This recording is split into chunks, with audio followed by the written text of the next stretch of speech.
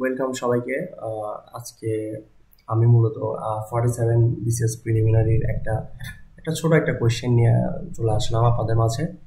এটা হচ্ছে মূলত বাংলাদেশের বিষয়াবলীতে প্রশ্নটি এসেছে আজকে।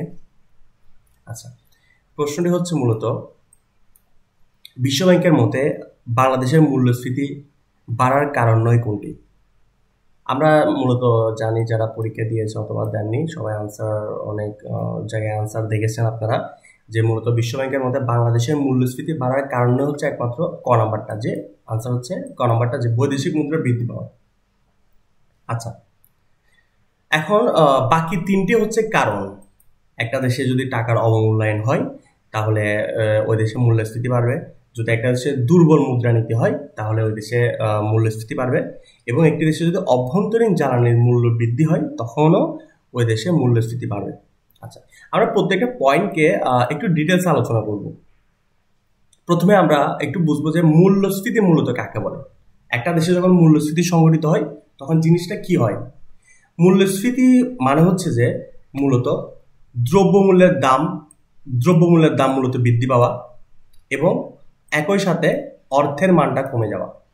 কোনো জিনিসের যদি দ্রব্যমূল্যের দাম বৃদ্ধি পায় আর একই সাথে যদি অর্থের মান কমে যায় তাহলে আমরা জানি যে বেসিক্যালি যে কোনো দ্রব্যমূল্যের দাম যদি বৃদ্ধি পায় তাহলে ওই অটোমেটিকলি অর্থের মানটা কমে যায়। আগে আমি 2 টাকা এক্সাম্পল হিসেবে যদি বলি, আগে আমি 5 টাকা দিয়ে 7টা জিনিস পাইতাম। মূল্যস্ফীতি ঘটার পর আমি 5 টাকা দিয়ে পাবো 5টা জিনিস, ঠিক আছে? তাহলে ওই ক্ষেত্রে জিনিসটা হচ্ছে যে 5 টাকা দিয়ে যে আমি জিনিস বেশি পাইতাম তখন অর্থের একটা মান ছিল, আর মূল্যস্ফীতি ঘটার পর আমি 5 টাকা দিয়ে পাচ্ছি জাস্ট 5টা জিনিস। তাহলে আমি 2টা জিনিস আরো কম পাচ্ছি। 2টা জিনিস যে কম পাচ্ছি এটার মূল কারণ হচ্ছে যে ওই মুদ্রার অর্থের মানটা কমে গেছে। অর্থের মানটা কমে যাওয়ার ফলে আমি ওই বেশি জিনিসটা আর পাচ্ছি না। আচ্ছা, এটা হচ্ছে মূল্যস্ফীতি। এখন আমরা একটু দেখবো যে টাকার অবমূল্যায়নের ফলে কিভাবে একটা দেশে মূল্যস্ফীতি সংঘটিত হয়। টাকার অবমূল্যায়ন জিনিসটা কি? টাকার অবমূল্যায়ন জিনিসটা হচ্ছে যে বৈদেশিক মুদ্রার বিপরীতে দেশের নিজস্ব মূল্যের মান সরকারিভাবে কমে যাওয়া। টাকার অবমূল্যায়নটা মূলত সরকার কিন্তু উদ্যোগ নিয়ে থাকে। এখন আমরা যদি একটু ডিটেলসে বলি যে ধরুন আগে আমরা আমাদের দেশের কম টাকার বিনিময়ে আমরা বেশি টাকার বৈদেশিক মুদ্রা কিনতে পারতাম, যেটা অর্থের বিনিময় যেটাকে বোঝাচ্ছি আর কি। আমাদের দেশের কম টাকার বিনিময়ে আমরা বেশি টাকার বৈদেশিক মুদ্রা কিনতে পারতাম, কিন্তু যখন টাকার অবমূল্যায়ন হবে, সরকারিভাবে যখন টাকার অবমূল্যায়নটা হয়ে থাকে তখন আমাদের দেশে বেশি টাকার বিনিময়ে আমাদের বৈদেশিক মুদ্রা কিনতে হচ্ছে। তাহলে আমাদের দেশ থেকে টাকা অবভিয়াসলি বেশি খরচ হচ্ছে।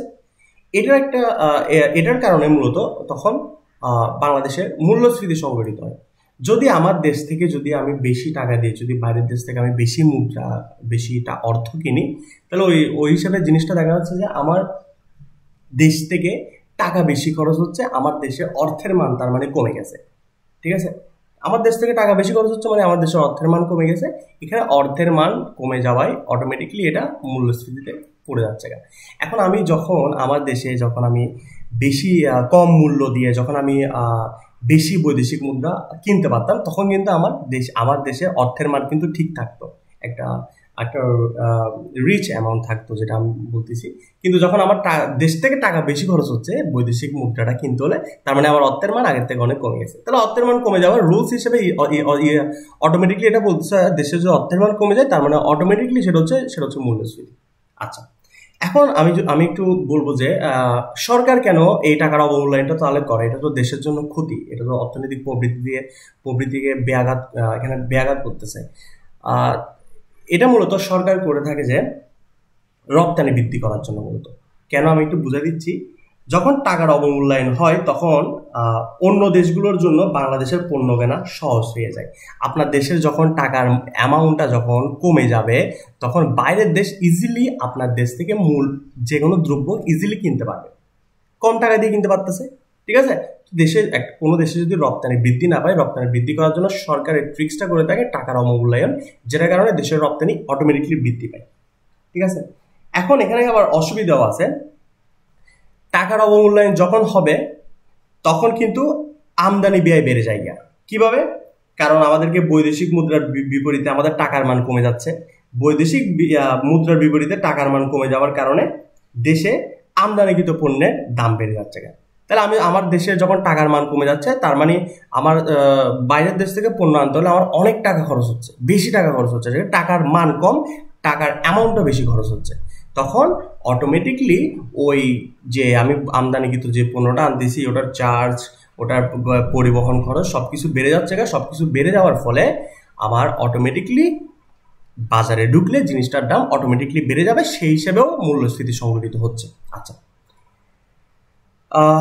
আমরা একটু দুর্বল অর্থনীতি এবার দেখবো। খ নাম্বারটা দুর্বল অর্থনীতি, দুর্বল মুদ্রানীতি। দুর্বল মুদ্রানীতি জিনিসটা কি আসলে? দুর্বল মুদ্রানীতি বিষয়টা আগে আমরা অর্থনীতির ভাষায় এটাকে আর্থিক নীতিও বলা হয়, মুদ্রানীতিকে আর্থিক নীতিও বলা হয়।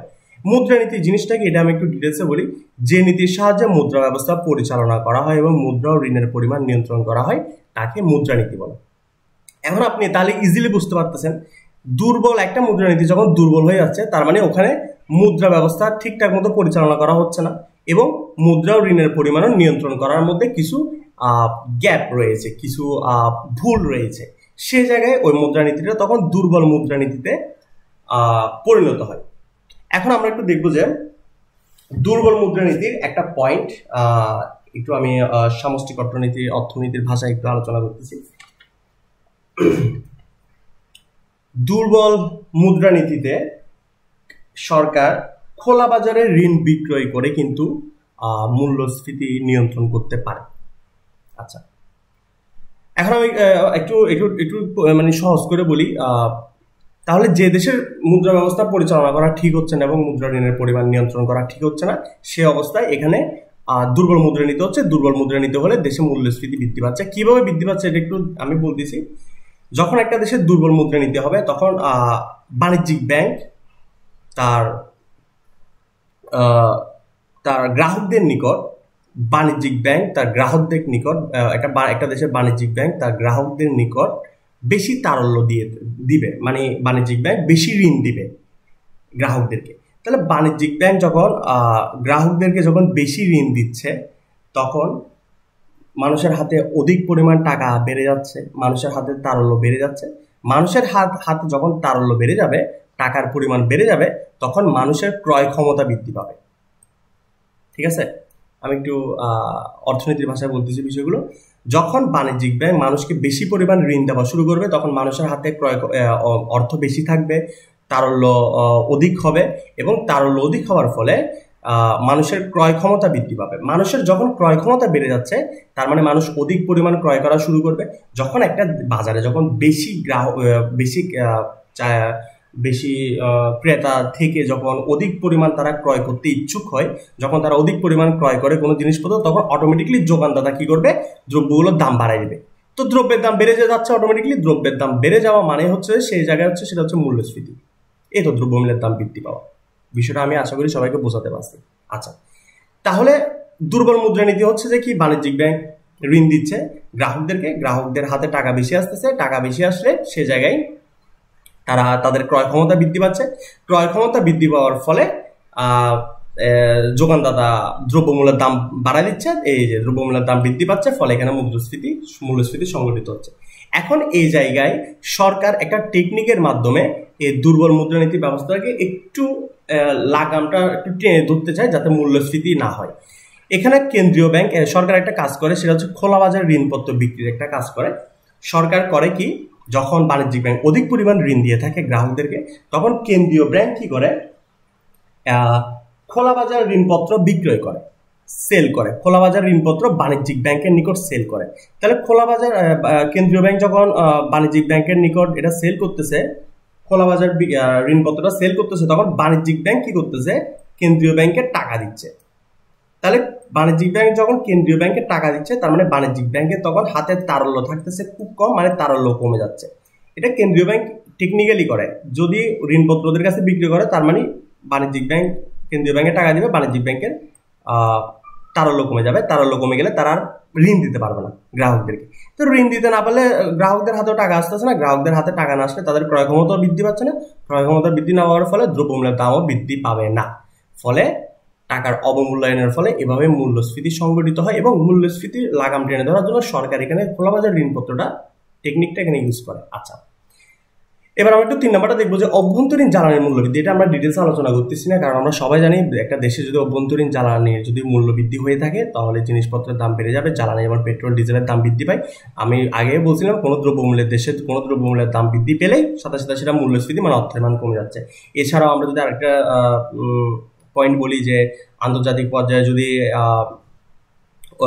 জ্বালানির মূল্যবৃদ্ধি হলে তাহলে আমাদের দেশ কি করবে, বেশি টাকা দিয়ে বাইরের দেশ থেকে জ্বালানি কিনে আনবে, মানে আমদানি করবে। তো পরিবহন করা, এই খরচ সেই খরচ সব খরচ মিলিয়ে যখন টাকাটা অধিক পরিমাণ বেড়ে যাবে, তার মানে অটোমেটিকলি এখানে বাংলাদেশের অতিরিক্ত এটা দ্রব্যটার দাম অটোমেটিকলি বেড়ে যাচ্ছে, ডিজেল পেট্রোল অটোমেটিকলি বেড়ে যাচ্ছে। তো দ্রব্যমূল্যের দাম বৃদ্ধি পাওয়া মানে হচ্ছে মূল্যস্ফীতি বৃদ্ধি পাওয়া, শর্টকাট, ঠিক আছে।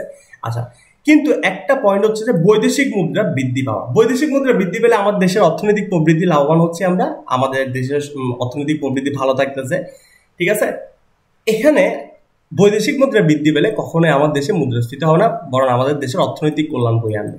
সো আমরা ডিটেলসে আমি আশা করি সবাইকে বোঝাতে পারছি যে আমাদের দেশে যদি টাকার অবমূল্যায়ন হয় সেক্ষেত্রে মূল্যস্ফীতি বৃদ্ধি পাবে, দুর্বল মুদ্রানীতি হলে মূল্যস্ফীতি বৃদ্ধি পাবে, অভ্যন্তরীণ জ্বালানির মূল্যবৃদ্ধি হলেও মূল্যস্ফীতি বৃদ্ধি পাবে। একমাত্র বৈদেশিক মুদ্রা বৃদ্ধি পেলে শুধু মূল্যস্ফীতি বৃদ্ধি পাবে না, বৈদেশিক মুদ্রা বৃদ্ধি পেলে আমাদের দেশের অর্থনৈতিক কল্যাণ হবে। আশা করি সবাইকে আমি বোঝাতে পেরেছি। সবাই ভালো থাকবেন, অনেক অনেক ধন্যবাদ।